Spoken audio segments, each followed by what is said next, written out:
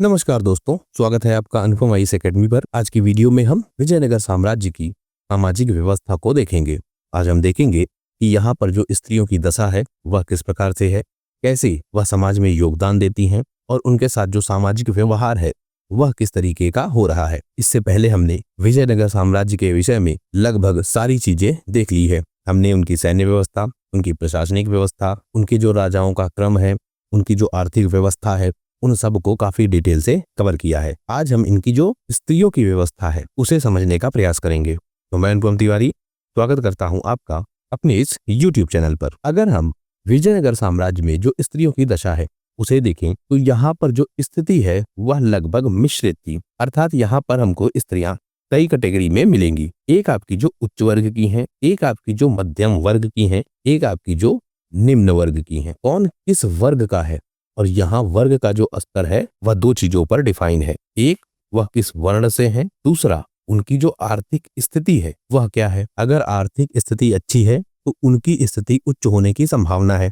अगर आर्थिक स्थिति कमजोर है तो वह मध्यम स्थिति में होंगी अगर उनकी वर्ण व्यवस्था अच्छी है। अगर आर्थिक स्थिति भी अच्छी नहीं है और वर्ण व्यवस्था में भी वह निम्न क्रम पर है तो उनकी स्थिति क्या होगी, निम्न होगी। जिस वर्ग में स्त्री होगी उसी के हिसाब से उसको सम्मान मिलेगा और उसके अधिकार भी उसी के हिसाब से दिखेंगे। जैसे जो उच्च वर्ग की हैं इनको शिक्षा का भी अधिकार होगा, इनको संपत्ति का भी अधिकार होगा। जो मध्यम वर्ग की हैं इनको शिक्षा का अधिकार कम होगा और संपत्ति का अधिकार मिलेगा। वहीं जो निम्न वर्ग की हैं इनको ना तो शिक्षा का अधिकार मिलेगा और ना ही इनको संपत्ति का अधिकार मिलेगा। तो इस तरह से पूरी व्यवस्था थी। तो हम देखते हैं कि जो कुलीन वर्ग है और जो शाही वर्ग है उनकी महिलाओं की क्या स्थिति है। वह शिक्षित है और काफी शक्तिशाली भी हमको दिखती है। यहाँ एक चीज आप और ध्यान रखेंगे, जो विजयनगर साम्राज्य है यहाँ पर जो महिलाएं हैं वह युद्धों में भी भाग लेती थी। यह तथ्य भी आपको ध्यान रखना होगा। जो कुलीन वर्ग की महिलाएं हैं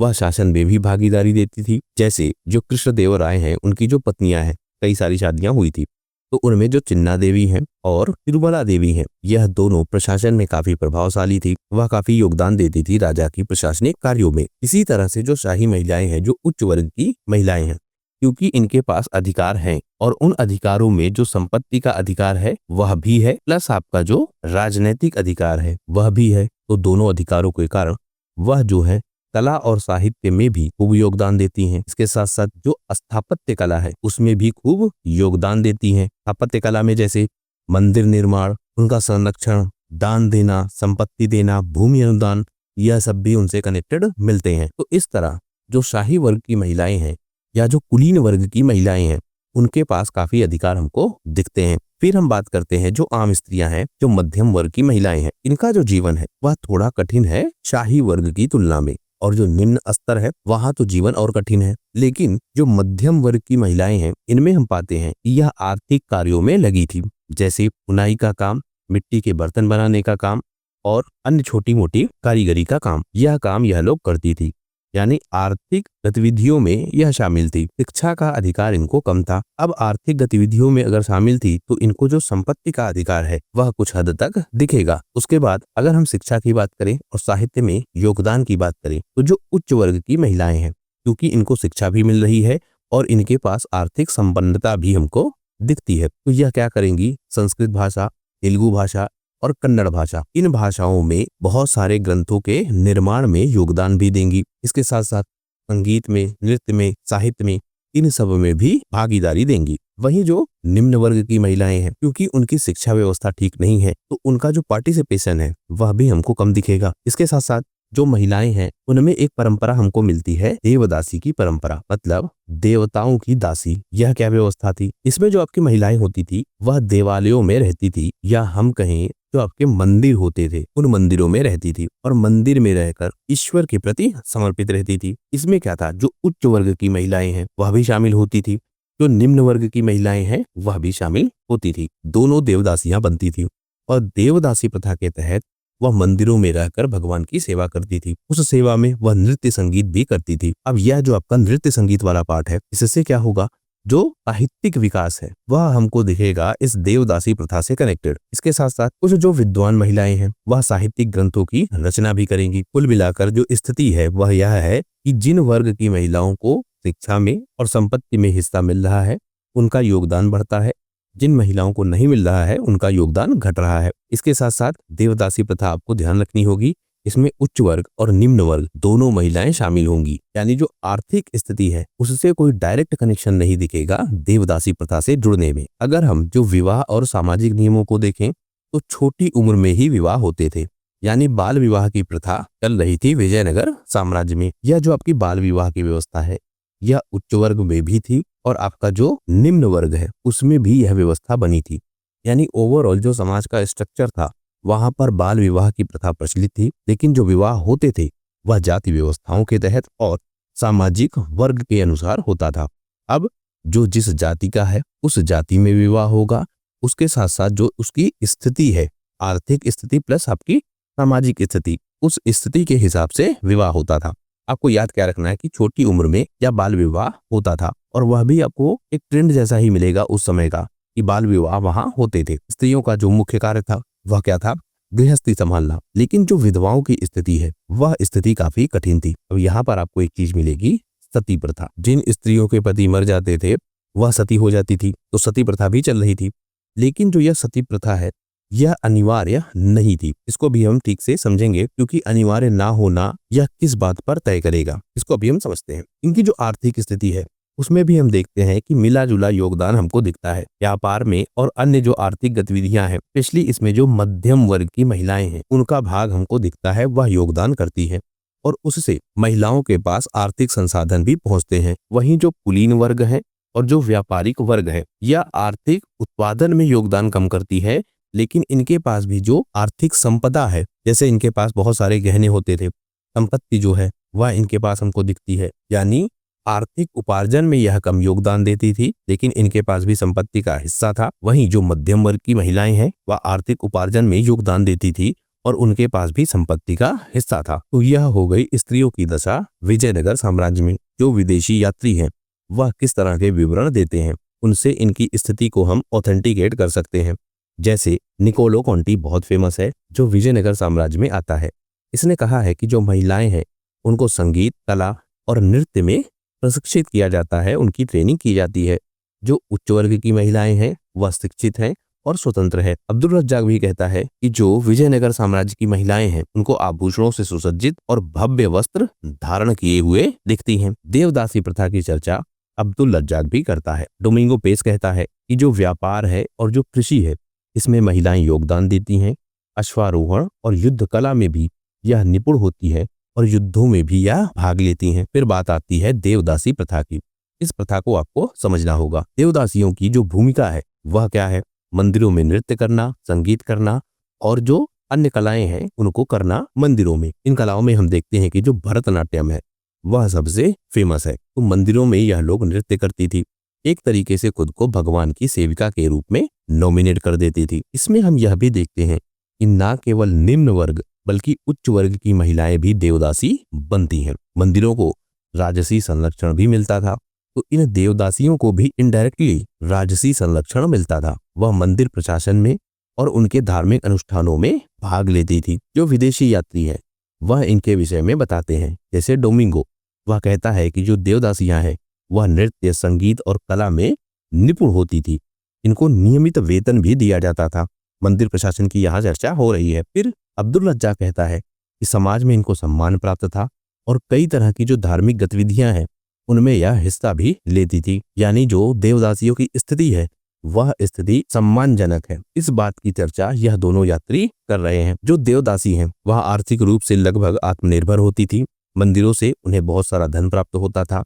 उनको अपने पास भी संपत्ति रखने का अधिकार था। लेकिन बाद के समय में हम देखते हैं कि इन्हीं देवदासियों का शोषण होता है। और इसमें भी शोषण कब होगा? एक तो जब मंदिरों को संरक्षण कम मिलेगा, दूसरा जो राजनैतिक स्थिति है वह राजनैतिक स्थिति कमजोर पड़ेगी, और उन सब के अलावा भी हम यह कहें जब विजयनगर साम्राज्य समाप्त होगा और इनके क्षेत्रों पर अन्य शक्तियों का अधिकार हो जाएगा, तो उस समय जो देवदासी की स्थिति है वह स्थिति खराब हो जाएगी और उनका शोषण प्रारंभ हो जाएगा। इसके बाद एक मिलती है आपकी गणिकाएं। अब यहाँ जो गणिकाएं हैं वह दो तरीके की आपको मिलेंगी। कुछ हद तक यह वेश्यावृत्ति से भी कनेक्टेड थी, मतलब कुछ गणिकाएं ऐसी थी जो वेश्यावृत्ति में भी संलिप्त थी, लेकिन कुछ गणिकाएं ऐसी थी जो केवल मनोरंजन में संलिप्त थी। वेश्यावृत्ति तो अलग हो गई, लेकिन जो मनोरंजन में है वह क्या करती थी, दरबारों में नृत्य, गायन या अन्य तरह की कोई प्रस्तुति करती थी। इनमें भी क्या होगा, जो वेश्यावृत्ति वाली बात है, इसमें पहले एक संगठन के तौर पर यह काम करेगा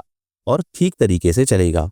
वहीं जो मनोरंजन वाली बात है, इनको मिलेगा राजकीय संरक्षण और यह भी ठीक से चलेगा। जब यहाँ पर अन्य शक्तियों का अधिकार हो जाएगा, उसके बाद क्या स्थिति बनेगी, इन दोनों का क्या होगा, शोषण। तो इस तरह गणिकाओं की जो स्थिति है वह भी समय के साथ बदलती रहेगी। राजकीय संरक्षण जिनको मिला है, इनके पास काफी मात्रा में हमको संपत्ति भी दिखती है, और जब संपत्ति होगी तो इनसे क्या लिया जाएगा, कर भी।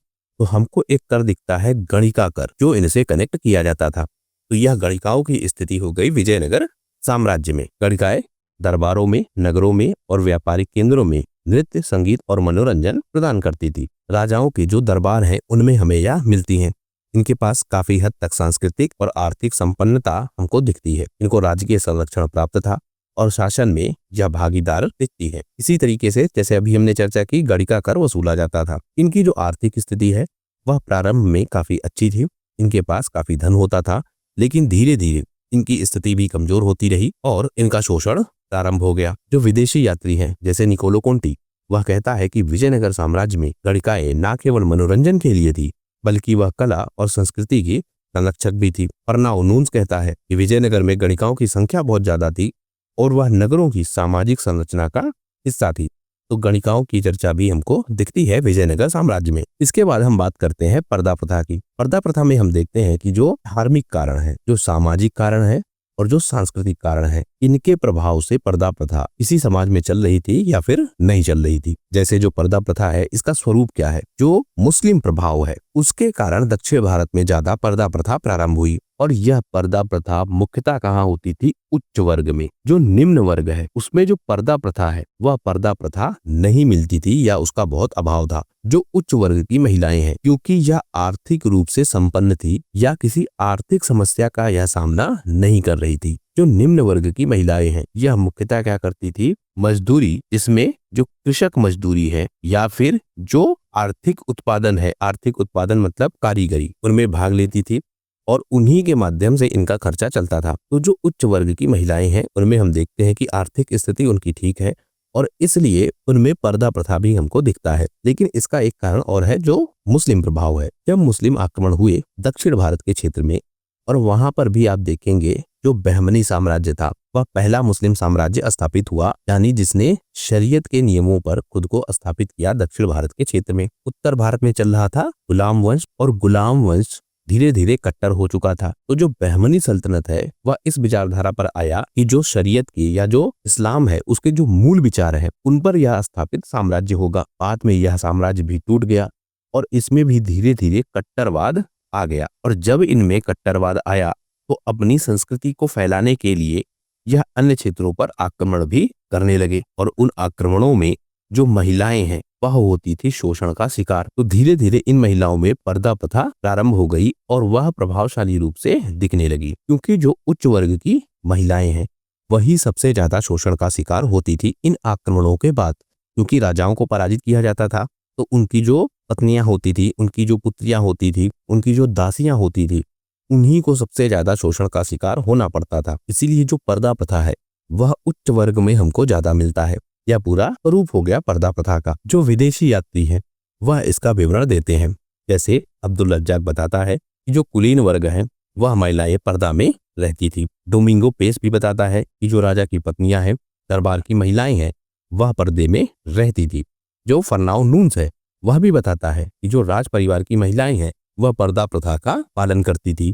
तो कुल मिलाकर जो उच्च वर्ग है उनमें पर्दा प्रथा ज्यादा मिलता है। इसके बाद हम देखते हैं कि जो विजयनगर का क्षेत्र है वहां पर सती प्रथा की जो व्यवस्था है वह किस प्रकार से चल रही है। तो इनमें हम देखते हैं कि जो सती प्रथा है वह पति की मृत्यु के बाद उसकी पत्नी के आत्मदाह के रूप में दिखता है। यानी क्या होता था, जब किसी का पति मर जाता था तो पत्नी क्या करती थी, उसी चिता में जिसमें पति को जलाया जा रहा है उसी चिता में स्वयं को जला लेती थी या फिर समाज उनको जला देता था। अब यह व्यवस्था बहुत कठिन थी। कई बार यह स्वैच्छिक था ऐसा लिखा जाता है और कई बार यह लिखा जाता है यह दबाव के कारण था। लेकिन यहाँ पर आपको समझना होगा कि जो स्वैच्छिक वाला था, दबाव वाला तो पूरी तरीके से गलत है, उसमें तो कोई डिबेट ही नहीं है। लेकिन जो स्वैच्छिक वाला है वह क्या स्वैच्छिक था या नहीं था, इसे समझने के लिए हमको यह समझना पड़ेगा कि जब पति की मृत्यु होती थी उसके बाद जो स्त्री की दशा है वह क्या थी, यानी जो विधवाओं की स्थिति है वह क्या थी समाज में। यानी किसी के पति की मृत्यु हो गई, पहला ऑप्शन कि वह सती हो जाए। अगर सती नहीं हुई, अगर हमको यह समझना है कि यह स्वैच्छिक था या नहीं था, तो अगर वह सती नहीं हुई तो वह होगी क्या, विधवा। अब विधवा को क्या अधिकार है, क्या इनको पुनर्विवाह का अधिकार है, पहली चीज। दूसरा, क्या समाज इनको स्वीकार कर रहा है और क्या इनकी स्थिति पहले की भांति ही बनी हुई है। अब यह तीन चीजें डिसाइड करेंगी कि वह स्त्री अपनी इच्छा से सती हो रही है या उस पर इनडायरेक्ट दबाव है। हम देखते हैं कि जो पुनर्विवाह की स्थिति है वह हमको बहुत कमजोर दिखती है, यानी पुनर्विवाह सामान्यतः नहीं होते थे और जो विधवाएं होती थी उनको समाज बहुत हेय दृष्टि से देखता था। समाज में उनकी जो स्थिति है वह काफी कमजोर थी। उसके अलावा जो आर्थिक स्थिति है वह लगभग समाप्त हो जाती थी उस विधवा की, यानी समाज में जो इसका जीवन है वह जीवन काफी कठिन हो जाता था। वहीं जो सती हो जाती थी तो एक तो जो सामाजिक जीवन है उससे मुक्ति मिल जाती थी, दूसरा उसको सम्मान मिलता था। सम्मान कैसा, मंदिर बनते थे उनके नाम पर, पूजा होती थी उनकी, और उसके साथ साथ जो उनका परिवार है उस परिवार को भी सम्मान मिलता था। फिर क्या होता था, जो विधवा है जिसने सती प्रथा को नहीं अपनाया तो उस पर एक तो सामाजिक दबाव तो था ही, दूसरे जो पारिवारिक दबाव था वह पारिवारिक दबाव भी काफी ज्यादा था। यानी सती ना होना एक तरीके से कलंक जैसा था और वहीं सती होना एक बहुत सम्मान की बात थी। तो जो यह स्वैच्छिक वाली बात है हम उसको समझना चाह रहे हैं कि वास्तव में क्या यह स्वैच्छिक था या नहीं था। तो हम कुल मिलाकर यह पाते हैं कि यह वास्तव में कभी स्वैच्छिक हो ही नहीं सकता। एक स्त्री खुद को जलाए और वह भी जिंदा, यह स्वैच्छिक कैसे हो सकता है? यह कहीं ना कहीं सामाजिक दबाव या फिर पारिवारिक दबाव का परिणाम था जिससे यह व्यवस्था चल रही थी। विजयनगर के जो बहुत सारे अभिलेख हैं उसमें सती प्रथा का हमको उल्लेख दिखता है। यहाँ पर अभिलेखों में सती प्रथा का उल्लेख है और जो राजपूत हैं या फिर जो कुलीन परिवार की विधवाएं हैं वह सती प्रथा को अपनाती हैं। एक इसमें एंगल आपको और मिलेगा, वह एंगल क्या है, जो विदेशी आक्रमण है। वह जब विदेशी आक्रमण होते थे तो जो यह स्त्रियां हैं इनका शोषण होता था, स्पेशली जो राज परिवार की हैं उनका। उस वजह से भी जो सती प्रथा है वह हमको दिखता है, यानी एक और दबाव था कि इन्हें अगर खुद को बचाना है या अपने सम्मान को बचाना है तब भी इनको सती होना पड़ता था। तो यह भी हमको दिखता है। इसका उल्लेख हमको कहाँ कहाँ मिलता है, एक जो आपका बेल्लारी का अभिलेख है वहां पर हमको उल्लेख मिलता है, जो हम्पी का है, और जो विजयनगर साम्राज्य है ओवरऑल वहां पर हमको कई जगहों पर ऐसे स्तंभ मिलते हैं या फिर ऐसे स्मारक मिलते हैं जहां सती प्रथा का उल्लेख हमें दिखता है। यानी विजयनगर साम्राज्य में भी सती प्रथा चल रही थी, बड़े स्तर पर चल रही थी, और जो उच्च वर्ग की महिलाएं हैं वह इस प्रथा को अपना रही थी। इसमें भी आप देखेंगे कि जो निम्न वर्ग की महिलाएं हैं उनमें सती प्रथा का प्रभाव कम दिखेगा। सती प्रथा का वास्तविक प्रभाव या सबसे ज्यादा प्रभाव उच्च वर्ग में ही हमको दिखेगा। जो विदेशी यात्री हैं वह भी इस प्रथा का विवरण देते हैं, जैसे डुआर्ते बारबोस यह पुर्तगाली यात्री है और यह बताता है कि जो सती प्रथा है वह चल रही थी, इनको प्रोत्साहित किया जाता था कि स्त्रियां सती हो। हालांकि यह कहता है कि अनिवार्य नहीं था, लेकिन अभी हमने जैसे पीछे देखा कि कहीं ना कहीं यह अनिवार्य ही था एक तरीके से, क्योंकि सामाजिक दबाव इतना बना हुआ था कि स्त्रियों को सती होना पड़ता था या उनको सती करवा दिया जाता था। फिर परनाउनूंस विवरण देता है, जब कोई राजा मरता था या फिर कोई उच्च अधिकारी मरता था तो उसकी जो पत्नियां हैं वह उसके साथ जलाई जाती थी और यह एक गौरव की बात थी। जैसे यह बताता है कि एक राजा की मृत्यु के बाद जो उसकी 40 से अधिक पत्नियां थीं उन्होंने सती किया एक साथ। टीजर फ्रेडरिक भी इसी तरह का विवरण देता है।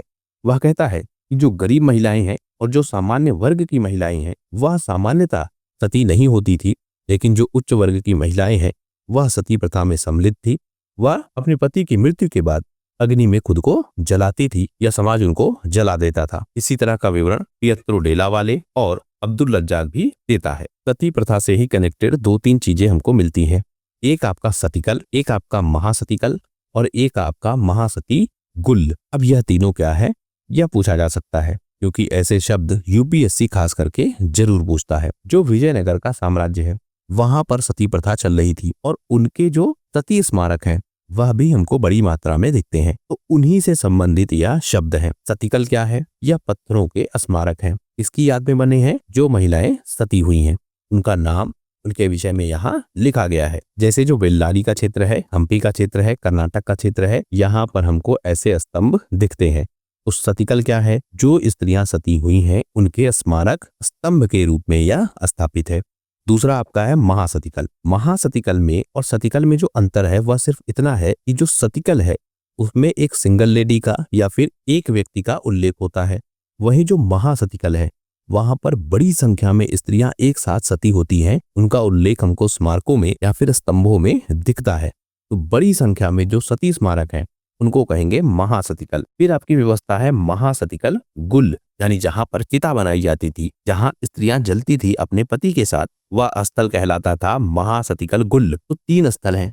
एक जहां पर किसी सिंगल लेडी का या फिर सिंगल महिला का स्तंभ है, उसके विषय में लिखा गया है महासतिकल। यहाँ पर बड़ी संख्या में स्त्रियां एक साथ सती हुई हैं और उनका उल्लेख एक स्मारक में दिखता है। महासतिकल गुल जो चिता स्थली है उसे कहेंगे, मतलब जहां महिलाएं सती होती थी। अब देखते हैं हम जो विजयनगर साम्राज्य है वहां पर शिक्षा की स्थिति किस प्रकार है। यहाँ पर हमको सबसे फेमस चीज मिलेगी अग्रहार, यानी अग्रहार गांव। यह गांव बसाए जाते थे, ब्राह्मणों के यह गांव होते थे और मुख्यतः यह शिक्षा के केंद्र होते थे। जो यहाँ शिक्षा दी जाती थी वह गुरुकुल पद्धति के अनुसार दी जाती थी। वेद, उपनिषद, व्याकरण, ज्योतिष, गणित और शास्त्र यह शिक्षा के प्रमुख विषय थे और इन्हीं के आधार पर शिक्षा व्यवस्था चल रही थी। जो कांची का क्षेत्र है, श्रीरंगम का क्षेत्र है और मदुरै का क्षेत्र है, यहाँ पर ऐसे गांव बसाए जाते थे जो ब्राह्मणों के गांव के रूप में होते थे, जिन्हें कहते थे अग्रहार गांव। और यह शिक्षा व्यवस्था को देखते थे। यह लोग समाज का जो युवा वर्ग है उसे शिक्षा देते थे। एक व्यवस्था आपको और मिलेगी, चतुर्मंगलम गांव की व्यवस्था या फिर ग्राम की व्यवस्था। यहाँ पर जो वेद पाठन है वह वेद पाठन होता था और उससे संबंधित शिक्षा व्यवस्था भी यहाँ स्टेब्लिश थी। तो यह भी एक व्यवस्था थी। जो वैष्णव संत थे यह भी शिक्षा व्यवस्था में योगदान देते थे और संस्कृत भाषा तथा क्षेत्रीय भाषाओं में धार्मिक ग्रंथों के माध्यम से यह शिक्षा को बढ़ाते थे। इनमें हमें विद्यारण्य, पुरंदरदास, कनकदास, रामानुज और वल्लभाचार्य मिलते हैं। यह प्रमुख शिक्षक है जो वैष्णव धर्म के माध्यम से शिक्षा व्यवस्था को आगे बढ़ा रहे थे। अन्य विषयों पर भी शिक्षण संस्थान थे, जैसे जैन ग्रंथों की शिक्षा भी दी जाती थी। हिंदू धर्म में जो वेद हैं, उपनिषद है, इन पे तो शिक्षा चल ही रही थी। जो गणित और खगोल शास्त्र है उसमें जो आर्यभट्ट हैं और वराह मिहिर हैं, इनके सिद्धांतों को पढ़ाया जाता था और इसी के आधार पर शिक्षा आगे बढ़ रही थी। आयुर्वेद और चिकित्सा पर भी जो सुश्रुत संहिता है और जो चरक संहिता है उनका अध्ययन करवाया जाता था। यानी साहित्यिक शिक्षा, तार्किक शिक्षा और तार्किक शिक्षा में एक आपकी गणित जैसे विषय या फिर भूगोल जैसे विषय और दूसरे आपके धार्मिक तर्कवाद। तो साहित्य की भी शिक्षा है, तार्किक शिक्षा भी है। उसके साथ साथ जो वैज्ञानिक शिक्षा है वह भी हमको दिखती है, जैसे यह आयुर्वेद और चिकित्सा संबंधी ज्ञान है। तो शिक्षा एक विस्तृत स्तर पर चल रही थी विजयनगर साम्राज्य में और शिक्षण संस्थानें थी जो शिक्षा व्यवस्था को देखती थी। तो इस तरह जो विजयनगर का क्षेत्र है वह शिक्षा के क्षेत्र में भी काफी अग्रणी था। वहां जो महिलाओं की स्थिति है वह भी हम देखते हैं कि काफी ठीक ठाक हमको मिलती है। जो उच्च वर्ग की महिलाएं हैं उनकी स्थिति काफी बेहतर है, जो निम्न वर्ग की महिलाएं हैं उनकी स्थिति खराब है। तो इस तरह जो विजयनगर का साम्राज्य है उसकी पूरी रूपरेखा हम देखते हैं। तो इस तरह इस वीडियो के माध्यम से हमने विजयनगर साम्राज्य को पूरा समाप्त कर दिया है। उससे संबंधित जितनी भी चीजें हैं वह हमने देख ली है। आशा करता हूं यह वीडियो आपकी परीक्षा के लिए उपयोगी होगा। वीडियो यदि पसंद आया हो तो प्लीज शेयर कीजिए अपने दोस्तों के साथ, सब्सक्राइब कीजिए इस चैनल को। आपका हमसे जुड़ने के लिए बहुत बहुत धन्यवाद। आपका दिन शुभ हो।